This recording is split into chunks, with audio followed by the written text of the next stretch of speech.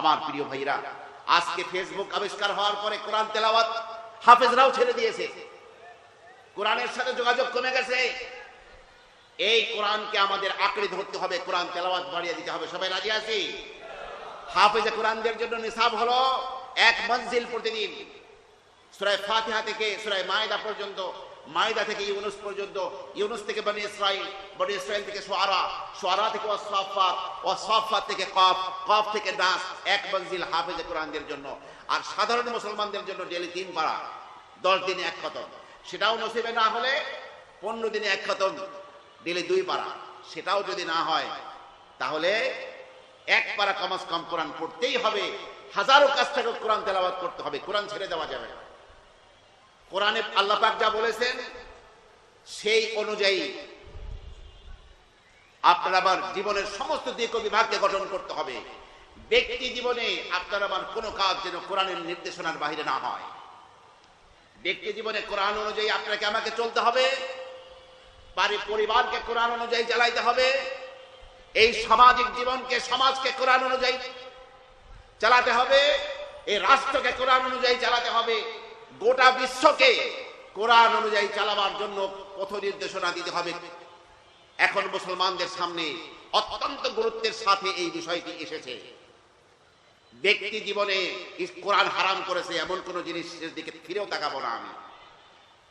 কোরআন নিষেধ করেছে এমন কোন কাজ আমার পরিবারে হতে দিব না। কোরআন অনুযায়ী চলতে হবে আমার পরিবার, আমার সমাজ কোরআন অনুযায়ী চলতে হবে, আমার রাষ্ট্র কোরআন অনুযায়ী চলতে হবে, আমার পার্লামেন্ট কোরআন অনুযায়ী চলতে হবে, আমার গণভবন আর বঙ্গভবন আর সংসদ ভবন কোরআন অনুযায়ী চলতে হবে, সমস্ত কোর্ট কাছারি কোরআন দিয়ে চলতে হবে। মুসলমান, এখন কিন্তু সেই সোনালী মুহূর্ত তোমাদের সামনে এসেছে। বড় পরীক্ষা, কিয়ামতের দিন নাজাত পাওয়া যাবে কি যাবে না তার পরীক্ষা। সবাইকে সাবধান হয়ে কোরআনী অনুশাসন এদেশে প্রতিষ্ঠিত করার জন্য চেষ্টা করতে হবে। আমরা কি সবাই এদেশের জমিনে খালি কোরআন মসজিদ আর মাদ্রাসায় পড়ছি? রাষ্ট্রীয়ভাবে কোরআনের আইন দিয়ে শাসিত হতে চাই না? চাই না? সবাই বলেন। আল্লাহ আমাদেরকে কোরআন অনুযায়ী এদের শাসিত হওয়ার ব্যবস্থা আসমান থেকে তুমি করে দাও। চিৎকার করে বলেন আমিন।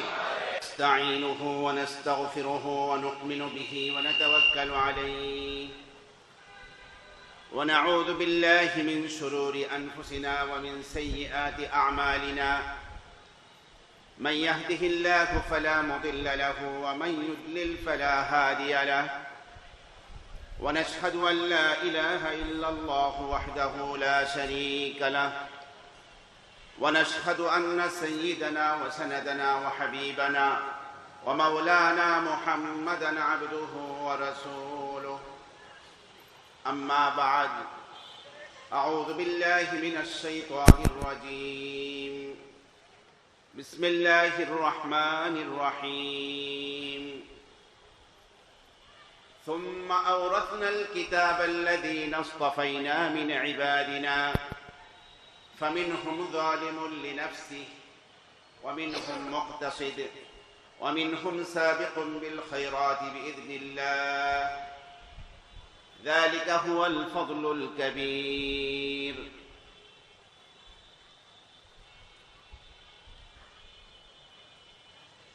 সর্বপ্রথম আমরা আল্লাহ সুবহানাহু ওয়া তাআলার শাহী দরবারে অসংখ্য শুকর এবং সাজুদ পেশ করছি যে মহান রব আপনাকে আমাকে ঈশান নামাজের পরে আজকের তাফসীরুল কোরআন মাহফিলে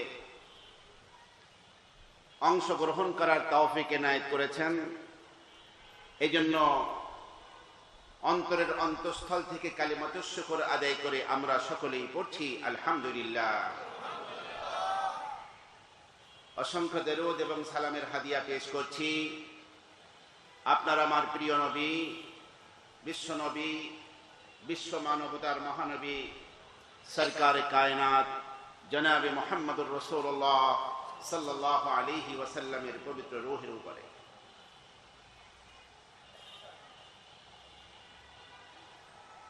শাহ আলী থানা ইমাম পরিষদ কর্তৃক আয়োজিত অষ্টম তাফসীরুল কোরআন মাহফিলে এ পর্যায়ে উপস্থিত সম্মানিত সভাপতি মঞ্চে উপবিষ্ট মুআজ্জাজ ও মুহতারাম উলামা ইকরাম, প্যান্ডেলের নিচে সমবেত ইসলাম প্রিয় দিন দরদি ভাইরা, আমি আপনাদের সামনে আজকের তাফসীরুল কোরআন মাহফিলে কোরআনে হাকিমের সূরা ফাতিরের 32 নম্বর আয়াত তেলাওয়াত করেছি। এই আয়াতের আলোকে দু একটি কথা আলোচনা করেই আমার স্বল্প সময়ের আলোচনা শেষ করব। ওয়ামা তাওফীকি ইল্লা বিল্লাহ আলাইহি তাওয়াক্কালতু ওয়া ইলাইহি উনীব। আমার প্রিয় ভাইরা, বর্তমান পৃথিবীতে 800 কোটির বেশি মানুষ এই পৃথিবীতে রয়েছে। বর্তমানে মানব সংখ্যা কত? 800 কোটিরও কিছু বেশি। তার মধ্যে 1/4, 4 ভাগের 1 ভাগেরও বেশি সংখ্যা হলো আমরা মুসলমানেরা। গোটা পৃথিবীর মানচিত্রে প্রায় 60টি রাষ্ট্র মুসলিম রাষ্ট্র। গোটা পৃথিবীর সমুদায় সম্পদের 60 ভাগ এর মালিক আমরা। ভৌগোলিক মানচিত্রে পৃথিবীর গুরুত্বপূর্ণ স্থানে আমরা বসে আছি। তারপরেও আমাদেরকে মার খেতে হচ্ছে ফিলিস্তিনে, আমাদেরকে মার খেতে হচ্ছে কাশ্মীরে, আমাদের মাঝে আত্মকলহ লাগিয়ে দিয়েছে সিরিয়াতেও আমাদের জবাই, মুসলমানদেরকে জবাই করা হচ্ছে। গোটা বিশ্বে মুসলিম উম্মাহ যারা কোরআন পেয়েছে তারাই শাসন করবে, এটাই ব্যাপার ছিল। যারা আসমান জমিনের স্রষ্টাকে মানে, উচিত ছিল তারাই বিশ্ব শাসন করবে। এখন হনুমান আর জানোয়ার গুলা শাসন করতেছে, আর মুসলমান তাকিয়ে তাকিয়ে দেখছে। এর কারণ হলো এই যে আমরা বিশ্ব শাসনের যে দায়িত্বভার নিয়ে পেয়েছিলাম বিশ্ব নবীর মাধ্যমে, আরশে আজিমের মালিক আপনার আমার নবীকে মেরাজের রজনীতে আরশে আজিমে ডেকে বিশ্ব নেতৃত্বের ঝান্ডা রাসূলুল্লাহ সাল্লাল্লাহু আলাইহি ওয়াসাল্লামের হাতে তুলে দিয়েছিলেন। সেই ঝান্ডা পাওয়ার 3 বছরের মধ্যেই বিশ্বনবী হিজরত করে মদিনায় যান। সেখানে তিনি ইসলামী আদর্শ রাষ্ট্র প্রতিষ্ঠা করেন। 9.5 লক্ষ বর্গমাইল জমিনের মালিক যখন রাসূল, 9.5 লক্ষ বর্গমাইল জমি তিনি শাসন করতেন। 11 হিজরির 12 রবিউল আউয়াল রাসূল সাল্লাল্লাহু আলাইহি ওয়াসাল্লাম দুনিয়া থেকে চলে গেলেন।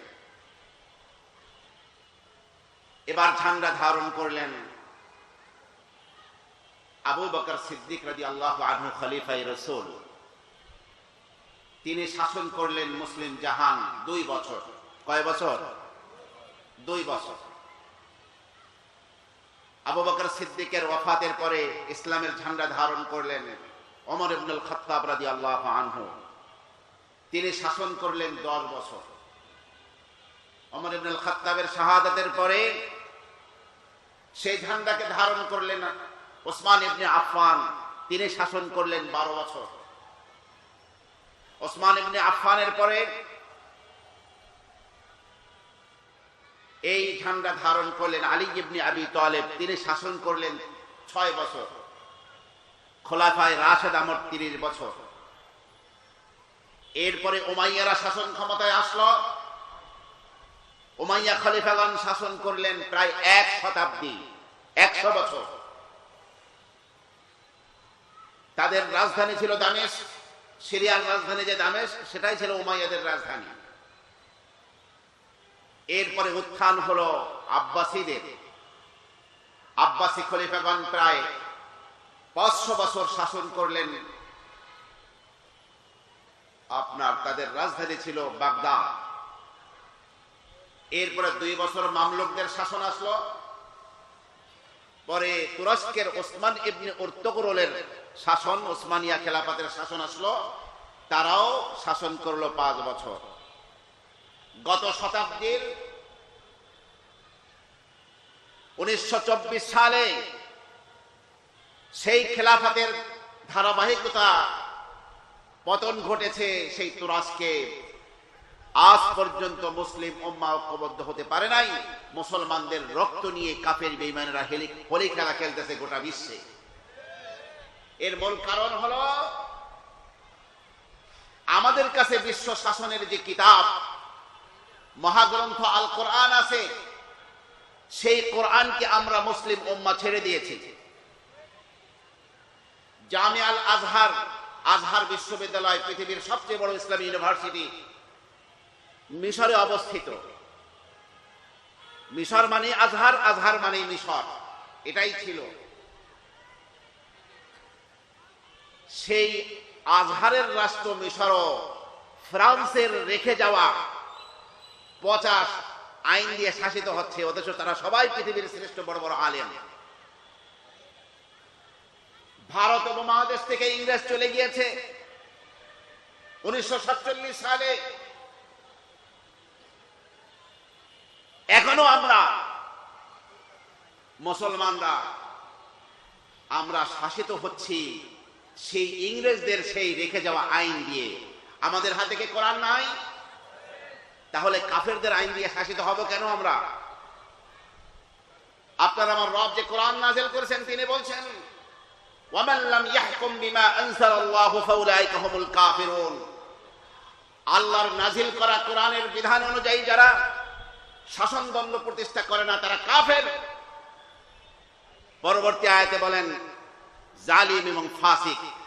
আল্লাহ পাক সূরা মায়েদার পরপর 3টে আয়াতের মধ্যে যারা আল্লাহর বিধান অনুযায়ী বিশ্বকে শাসন করবে না, কোরআন অনুযায়ী শাসন করবেন না, এদেরকে আল্লাহ পাক কাফের বলেছেন, জালিম বলেছেন, ফাসিক বলেছেন। মুসলমান হযরত হাফিজ হুজুর রাহমাতুল্লাহি আলাইহি খানকার বুজুর্গ, খানকা থেকে বের হওয়ার পরে তিনি হঠাৎ করে রাজনীতির ময়দানে এসে এদেশের ওলামায়ে কেরামকে 100 বছর এগিয়ে দিয়েছেন। বর্তমানে দেশের পরিস্থিতি যা, আল্লাহ তাআলা মুসলিম উম্মাহকে, দেশের মানুষকে ইসলাম প্রতিষ্ঠার জন্য কোরআনী আইন চালু করার জন্য আল্লাহ একটা ব্যবস্থা করে দিয়েছেন, একটা পরিবেশ তৈরি করে দিয়েছেন। মুসলমান, এই পরিবেশকে যদি হারাও তাহলে হতে পারে 1 শতাব্দী পর্যন্ত এরকম সুযোগ পাবে না। ওই কাফেরদের পচা আইন অনুযায়ী তোমাদের শাসিত হতে হবে। এই জন্য সবাইকে হুঁশ রেখে কাজ করতে হবে। এবার এই জন্য আজকে যে আয়াতে হাকিমা আমি তেলাওয়াত করেছি, সে আয়াতের মধ্যে আল্লাহ পাক বলছেন সুম্মা আওরাসনাল কিতাব আল্লাযীনা ইসতাফাইনা মিন ইবাদিনা। অতঃপর এই মহাগ্রন্থ আল কোরআন, এই মহা কিতাবকে আমি দান করেছি কাদেরকে? আল্লাযীনা ইসতাফাইনা মিন ইবাদিনা, আমার বান্দা বান্দির মধ্যে যারা আমার মনোনীত, যারা আমার নির্বাচিত, যাদেরকে আমি বাছাই করেছি, এদেরকে কিতাবের অধিকারী আমি বানিয়েছি। আজকে সন্তানকে কোরআন পড়াবার চেষ্টা করি না, নিজেরা কোরআন অনুযায়ী নিজের ব্যক্তি জীবনকে পরিচালনার চেষ্টা করি না। অথচ যারা কোরআন পড়ে, কোরআন ওয়ালাদেরকে আল্লাহ পাক বলেন যে আমি যাদেরকে কোরআন দিয়েছি, বুঝতে হবে এই গোটা পৃথিবীর 800-900 কোটি মানুষের মধ্যে ওরা আমার বাছাই করা। আমার প্রিয় ভাইরা, হযরত আদম আলাইহিস সালাতু ওয়াস সালাম থেকে নিয়ে শুরু করে আমাদের নবী বিশ্বনবী মুহাম্মদ রাসূলুল্লাহ সাল্লাল্লাহু আলাইহি ওয়াসাল্লাম পর্যন্ত 1,24,000 পয়গম্বর আল্লাহ পাক পাঠিয়েছেন। কিন্তু আসমানি গ্রন্থ কিতাব নাজিল করেছেন 104 খানা। কতখানি কিতাব?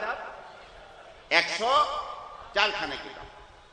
তার মধ্যে 100 কিতাব হচ্ছে ছোট্ট ছোট্ট উপদেশ সম্বলিত ছোট্ট কিতাব, নসিহাতের কিতাব, তাকে সহিফা বলা হয়, যার বহু বচন হচ্ছে সহফ। আর মহাগ্রন্থ আকারে 4টি কিতাব।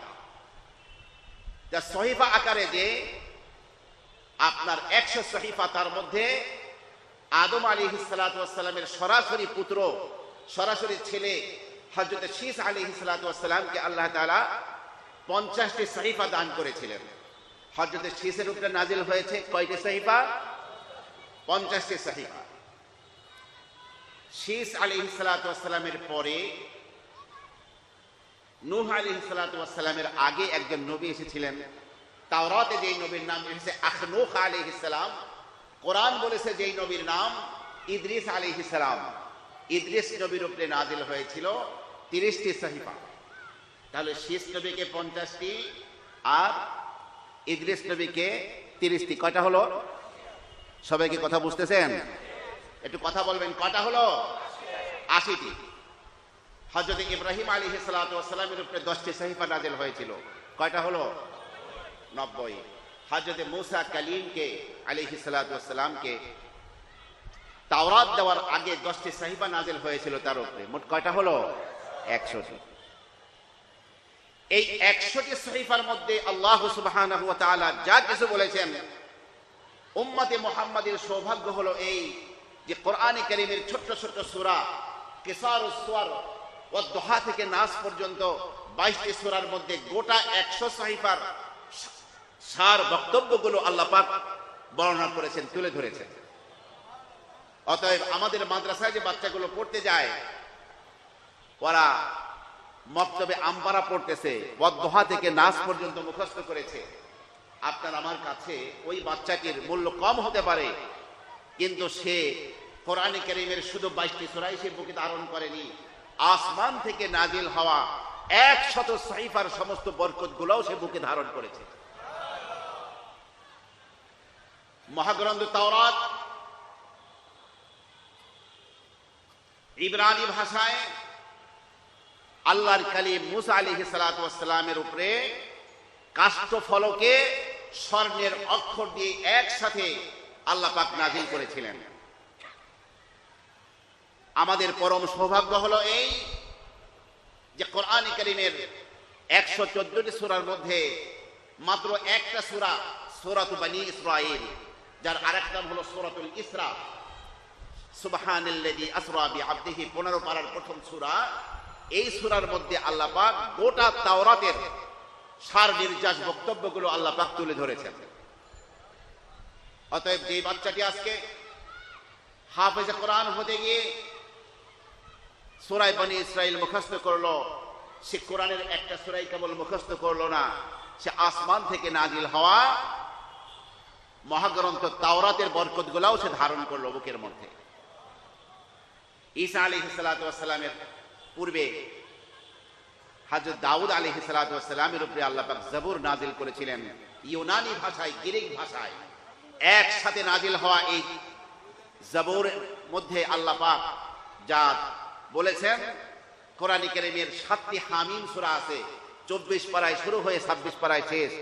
হামিম তানজিলুল কিতাবি মিনাল্লাহিল আজিজিল আলিম, হামিম তানজিলুম মিনার রহমানির রহিম, হামিম আইন সিন কাফ, এভাবে 7টি হামিম সূরা, 7 হামিমাত, একসাথে 7 হামিমাত, 7টি হামিম সূরা। এই সূরাগুলির মধ্যে গোটা আপনার জবর কিতাবের সার বক্তব্যগুলো আল্লাহ পাক বলে দিয়েছেন। যারা হাফেজ হওয়ার জন্য মাদ্রাসায় পড়ে বাচ্চারা শেষের পারাগুলো আগে পড়ে, সেই হিসাবে এই 6টি সূরা যে বাচ্চাটি মুখস্থ করলো, সে কেমন যেন জবরকেই মুখস্থ করে ফেলল। এরপরে আমাদের নবীর পূর্ববর্তী নবী হযরত ঈসা আলাইহিস সালাতু ওয়াস সালামের উপরে আল্লাহ পাক সুরিয়ানি ভাষায় নাজিল করেছিলেন মহাগ্রন্থ ইনজিল।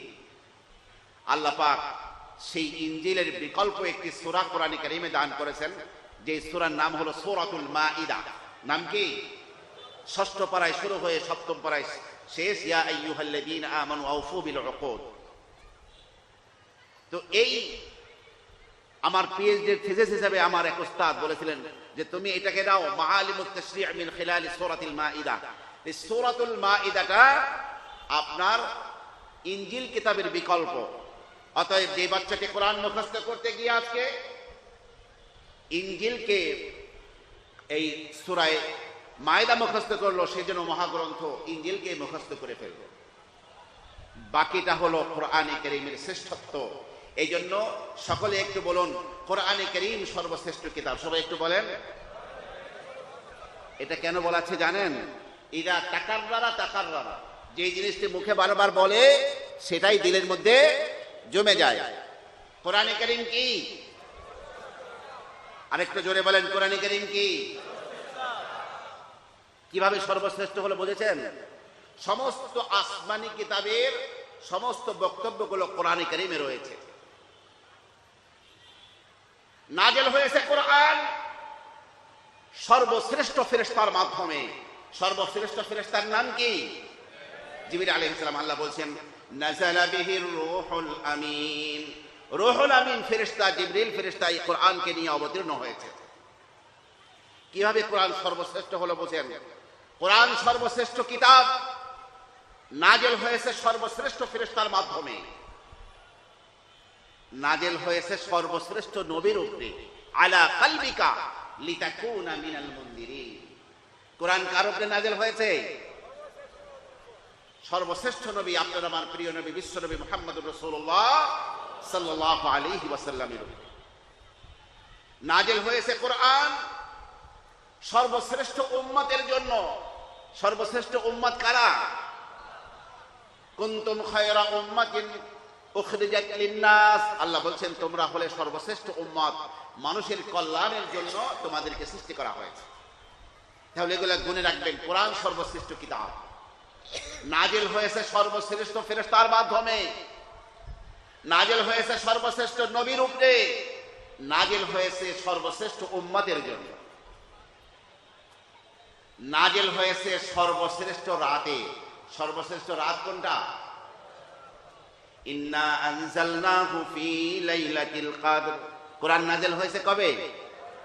কদরের রাতে, সর্বশ্রেষ্ঠ রাতে। আচ্ছা, রাত যদি হয় সর্বশ্রেষ্ঠ লাইলাতুল কদর, তাহলে সর্বশ্রেষ্ঠ দিন কোনটা? ইয়াউমে আরাফা, আরাফার দিন, যেই দিন হাজী সাহেবানরা হজের সবচেয়ে গুরুত্বপূর্ণ রকম আল হজ্জু আরাফা, সেই আরাফার ওকুফ করেন। সেই দিনটি হলো গোটা রাতের মধ্যে যেমন লাইলাতুল কদর সর্বশ্রেষ্ঠ রাত, সমস্ত 360টি দিনের মধ্যে সর্বশ্রেষ্ঠ দিন হলো আরাফার দিন। যাই হোক ভাইরা আমার, নাযিল হয়েছে কোরআন সর্বশ্রেষ্ঠ রাতে, নাযিল হয়েছে কোরআন সর্বশ্রেষ্ঠ মাসে। সর্বশ্রেষ্ঠ মাস কোন মাস? শাহরু রমাদান আল্লাযী উনজিলা ফীহিল কুরআন। রমজান মাস, যেই মাসে কোরআন নাযিল করা হয়েছে। এই জন্য আপনারা প্রশ্ন করতে পারেন যে আমরা তো দেখি আল্লাহর নবীর 23 বছর নবুয়তি জীবনী, যেখানে যখন যতটুকুন প্রয়োজন হয়েছে সেখানে তখন ততটুকুন নাযিল করে কোরআন নাযিল করা পরিসমাপ্তি ঘটেছে। তো লাইলাতুল কদরে নাযিল হওয়ার অর্থ কি? আমার প্রিয় ভাইরা, এর উত্তর হলো এই যে কোরআনে কারীম মোট 3টি পর্যায়ে নাযিল হয়েছে। কয়টি পর্যায়? 3টি। আল্লাহ তাআলা বলেছেন লৌহে মাহফুজ, সপ্ত আকাশের উপরে কাষ্ঠফলক, সেখানে লেখা হয়ে গেছে এই প্রথম অবতীর্ণ হওয়া। দ্বিতীয় পর্যায় হলো সেই লৌহে মাহফুজ থেকে আল্লাহ পাকের নির্দেশে লাইলাতুল কদরে গোটা কোরআনকে একসাথে জিবরিল আমিন ঠিক বাইতুল্লাহ শরীফের উপরে প্রথম আকাশে একটা ঘর আছে যার নাম হলো বাইতুল ইজ্জা। যার নাম কি? বাইতুল ইজ্জা। গোটা কোরআনকে বাইতুল ইজ্জায় নাযিল করেছেন জিবরিল আলাইহিস সালাতু ওয়াস সালাম। প্রত্যেক আসমানের ফেরেশতারা থরথর করে কেঁপে উঠেছিল আর বলছিল মাযা আনজালা রাব্বুনা, আমাদের রব কত মহান কিতাব নাযিল করছেন। সেটা লাইলাতুল কদরে ছিল। এই বাইতুল ইজ্জা থেকে আল্লাহ পাকের নির্দেশে যেখানে যখন যতটুকুন প্রয়োজন হয়েছে সেখানে তখন ততটুকুন জিবরিল আলাইহিস সালাতু ওয়াস সালাম এই কোরআন নিয়ে অবতীর্ণ হয়েছেন আর কোরআন নাযিল হওয়া পরিসমাপ্তি ঘটেছে। তাহলে এই যে বলা হলো লাইলাতুল কদরে নাযিল করেছেন, এটা 3টি পর্যায়ের কোন পর্যায়ে?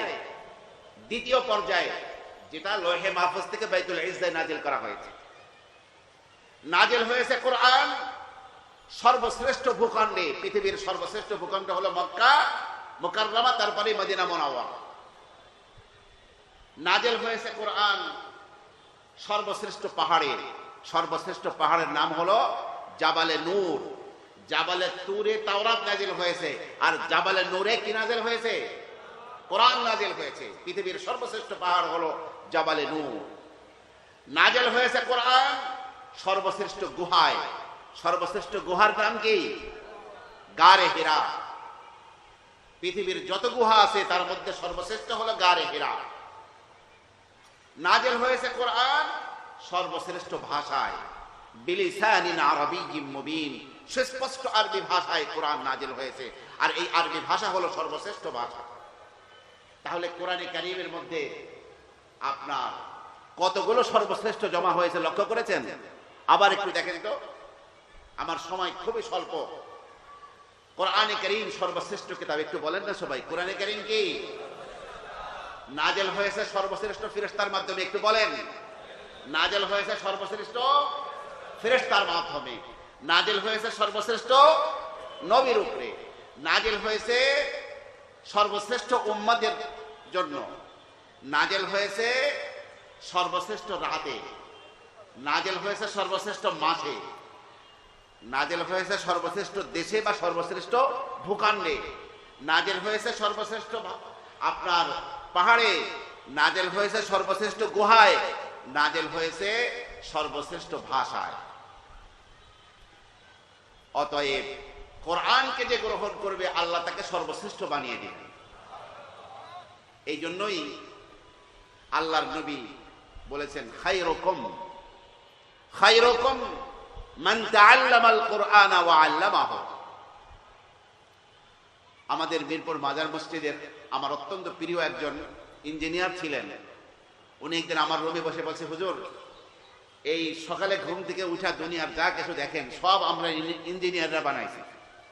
আসলে কথা তো এই দিক থেকে সহি, বিশ্ব সভ্যতা নির্মাণ করে ইঞ্জিনিয়াররা। এই যে রাস্তাঘাট, কালভার্ট, ব্রিজ, তারপরে বিল্ডিং দেখতেছেন, এগুলো সব কাদের কাজ?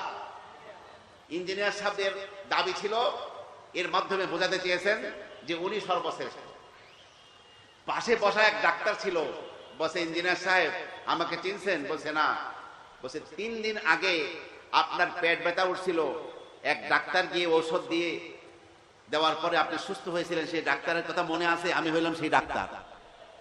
তার মানে আপনি ইঞ্জিনিয়ার সর্বশ্রেষ্ঠ না, আপনারও সুস্থ করার লাগে আমাদের ডাক্তার। ডাক্তার সাহেবকে চুপ করিয়ে দিচ্ছেন কম্পিউটার বিজ্ঞানীরা, যে মেয়েরা এখন কম্পিউটার ছাড়া বিশ্ব অচল, এই কম্পিউটার নির্মাতা আমরা সর্বশ্রেষ্ঠ। রোবট বিজ্ঞানীরা ধমক দিচ্ছেন, আরে মিয়া কম্পিউটার তো পুরান জিনিস, একটা মেশিনকে জীবন্ত মানুষের মতো ব্যবহার করে যে রোবট, আমরা রোবট বিজ্ঞানী, আমরা সর্বশ্রেষ্ঠ। আমেরিকার নাসার জ্যোতির্বিজ্ঞানীরা, মহাকাশ বিজ্ঞানীরা হাবল স্পেস টেলিস্কোপের মাধ্যমে মহাশূন্যে যা দেখা যাচ্ছে ওদিকে তাকিয়ে আছে শত শত বিজ্ঞানী সেখানে। তারা সবাইকে ধমক দিয়ে বলতেছে, আরে মিয়া তোমরা দুনিয়ার ছোট্ট ছোট জিনিস নিয়ে মাতব্বরি দেখাও, আমরা গোটা মহাবিশ্ব নিয়ে গবেষণা করি, আমরা সর্বশ্রেষ্ঠ। তাহলে সবাই দাবি করে আমরা সর্বশ্রেষ্ঠ। আপনার আমার নবী বলেছেন সর্বশ্রেষ্ঠ কারা? মান তাআল্লামাল কুরআনা ওয়া আল্লামাহু, যে নিজে কোরআন পড়ে, নিজে কোরআন শিক্ষা গ্রহণ করে, অপরকে শিখায়। গোটা বিশ্ব মানবের মধ্যে আল্লাহর নবী আল্লাহর পক্ষ থেকে ঘোষণা করেছেন তারাই হলো সর্বশ্রেষ্ঠ। আমার প্রিয় ভাইরা, এই জন্য আবু আব্দুর রহমান আস-সামারকান্দি বিশ্ববিখ্যাত আলেম, বসরার মসজিদের বারান্দায় বসে শিশু বাচ্চাদেরকে, মুরাব্বিদেরকে ডেকে ডেকে বলতেন, একটু বসেন, আমার সামনে সূরা ফাতিহা পড়েন, কুল হুয়াল্লাহ সূরাটা পড়েন। মানুষকে সূরা ফাতিহা ছোট ছোট সূরাগুলো পড়িয়ে মুখস্থ করিয়ে দিতেন, একটা পয়সা কারো কাছ থেকে নিতেন না। 40টি বছর বসরার মসজিদের বারান্দায় যখনই দেখা যায় যে আবু আব্দুর রহমান আস-সামারকান্দি বসে আছেন, একদল বিশ্ববিখ্যাত আলেম তার কাছে এসে বসে, হযরত আপনি এমন বিশ্ববিখ্যাত বড় আলেম, আপনি হাদিস পড়াইতে পারেন, আপনি মান্তিক পড়াইতে পারেন, আপনি অন্য কোনো কিতাব পড়াইতে পারেন, সারাদিন দেখি আপনি কোরআন পড়াচ্ছেন, এর কারণটা কি? তখন আবু আব্দুর রহমান আস-সামারকান্দি বলেছেন, আজলাসানি ফি হাযাল মাজলিসি মুনযু 40 সানা, আমাকে এই মসজিদের বারান্দায় একটা মাত্র আল্লাহর নবীর হাদিসের ভান্ডার থেকে একটা হাদিস আমাকে বসিয়ে রেখেছে 40টি বছর, আর সেই হাদিসটি হলো খায়রুকুম মান তাআল্লামাল কুরআনা ওয়া আল্লামা। আমার প্রিয় ভাইরা, আজকে ফেসবুক আবিষ্কার হওয়ার পরে কোরআন তেলাওয়াত হাফেজরাও ছেড়ে দিয়েছে, কোরআনের সাথে যোগাযোগ কমে গেছে। এই কোরআনকে আমাদের আঁকড়ে ধরতে হবে, কোরআন তেলাওয়াত বাড়িয়ে দিতে হবে। সবাই রাজি আছি?